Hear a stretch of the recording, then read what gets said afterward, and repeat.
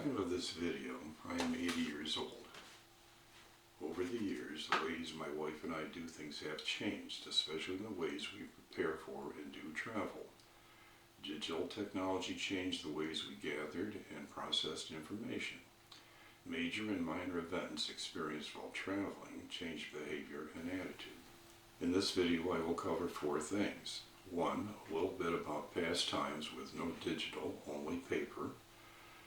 2, the transition to digital did not happen overnight. It took a lifetime and it continues. 3, how my wife and I keep up with technology changes. And 4, travel experiences influence mental disposition. Paper was and still is a medium for management of information.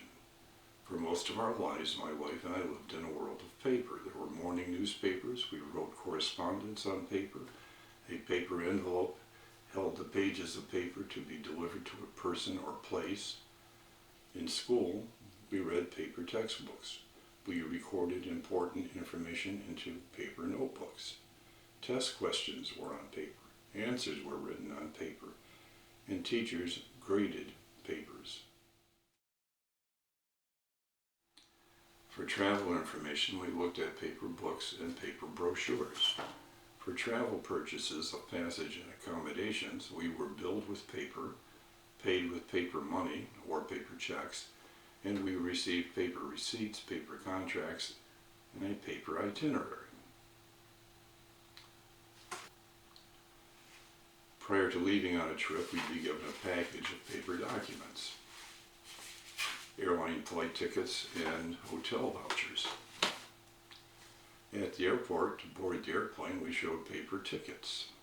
And for foreign travel, we carried paper passports, paper visas, and sometimes paper customs permits. Because at the border crossing, we had to show papers to enter a country. At a destination, we'd use paper maps. Paper tickets were needed for public transportation, entry to galleries, museums, and concerts. And always handed out were paper business cards with contact names, addresses, and phone numbers. Now, almost all of the required and some of the customary paper needed to travel is digital. Airline boarding passes, metro tickets, light rail travel cards, visitor passes, and one-time use tickets may be digital images. For many, it was and still is a difficult adaptation to move from paper to a laptop, a tablet, or a phone to research, purchase, and pay for travel. Paper mail changed to email, and before email was mastered, along came texting, and paper money was replaced with credit cards. In the past, when returning to the United States, we had to stand in line to show our papers to a human being in an immigration hall. Global Entry, when it was introduced, allowed travelers to show papers to a kiosk scanner screen to get authorization to enter.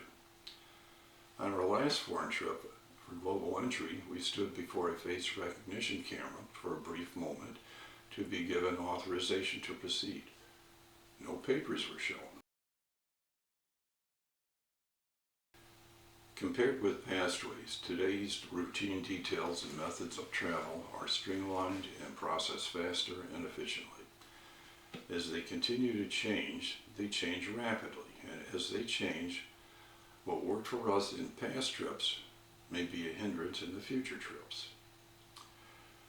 So what did we do, and what do we do now? Well, the thinking part, the planning, evaluating, and selecting, remains the same as a process of thinking. The support tools continue to shift to digital, but there is a caution in using them. Data comes faster and in greater quantities. Now, the caution is not to be lulled into complacency by the ease of quick data availability. My wife and I do not seize the first thing that is appealing. We take time to think. We are cautious not to assume our questions are not important because a digital source does not cover them. In a changing digital world, we avoid assuming the past methods still work. One of the things we do is we use digital research tools to learn about changes in how things are supposed to work. We ask questions in chat rooms, both AI chats and live chats with human customer service representatives. With real human beings, we finish the chat or call, wait a few minutes, then try again, hoping to get a different representative. We ask the new representative the same questions to see if we get the same answers. We have to be patient and sometimes repeat the calls in hopes of finding consistent threads in the answers. Although we use digital, we still carry paper as backups, just in case of a power failure or the always easy to blame computer bug. If the phone battery is dead, if the app freezes, or a scanner is somehow not compatible with a digital image, paper documents suddenly have authority and usually give us head-of-the-line position. As best we can, we try to keep up with what is new and different and what may be misleading.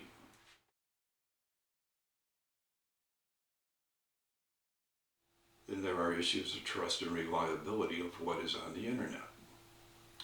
My grandparents would say, do not believe everything you read in the newspapers. My parents would say, do not believe everything you hear on the radio or see in the cinema.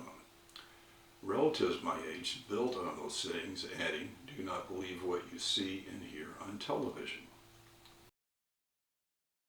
The new warning is, just because you saw it on the internet does not make it true. Today, anyone with a computer can post content. There are millions of strangers, people we do not know on the internet, telling us what to buy, how to accomplish tasks, and how to live our lives. On this channel, we tell you what we do. We do not tell viewers what they must do. We do not recommend. We do not advise. We do not suggest.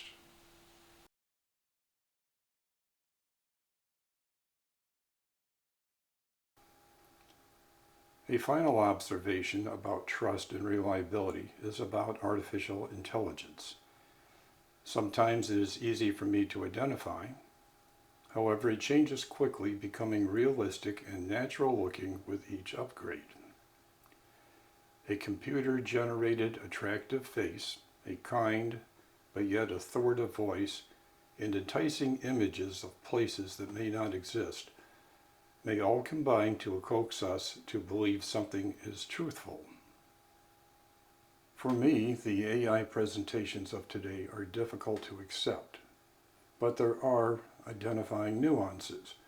For example, words with silent letters may be mispronounced. Off 10.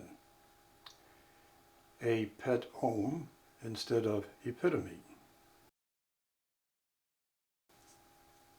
Words spelled the same may be used incorrectly. Is B-O-W bow? Or is it bow? And an AI person's hand gestures and body movements may mechanically repeat in the same order, making it seem unrealistic.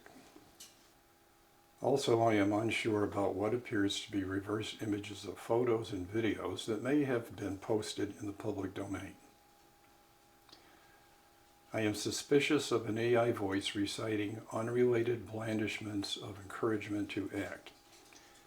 It's become more difficult for me to discern exaggeration from reality. My wife and I seem to be spending more time trying to determine how much is truthful and what to do if someone may be lying. Lying either intentionally or just being ignorant of facts. So what do? We call upon our past experiences and ask ourselves if the information seems plausible. If something does not feel right, we pause. We think about reasons not to commit. We search for other sources of related information and evaluate what we believe to be certain and what is unclear. There have been times we've walked away or forfeited a deposit because something did not feel right. During the years of travel, there have been times we've made mistakes. We've paid for services and products that were not delivered or were unacceptable. Although we thought we were being alert, we've had small bags and clothing stolen. We've had our pockets picked, and we've been shortchanged. We've learned firsthand the meaning of the expression, a learning experience. The good events and the bad events that occurred over the decades of our travels refined our sense towards situational awareness. In brief, what is the current situation, what could happen next, and what are our possible responses? We've accepted that not everything will go as hoped. Sometimes complaining helps fix a problem, and sometimes it does not. Often it depends on our manners and the mood of the decision makers. Some use their power to say no, others to find a way to say yes. We do our best to keep our mental states in balance while keeping damage to a minimum. The main purpose of our travel is to enjoy the good moments, and we hope that the bad moments will someday make for good stories. Thank you for watching. This is a new channel, so comments, even irrational, are welcome, but they may not get a response from us.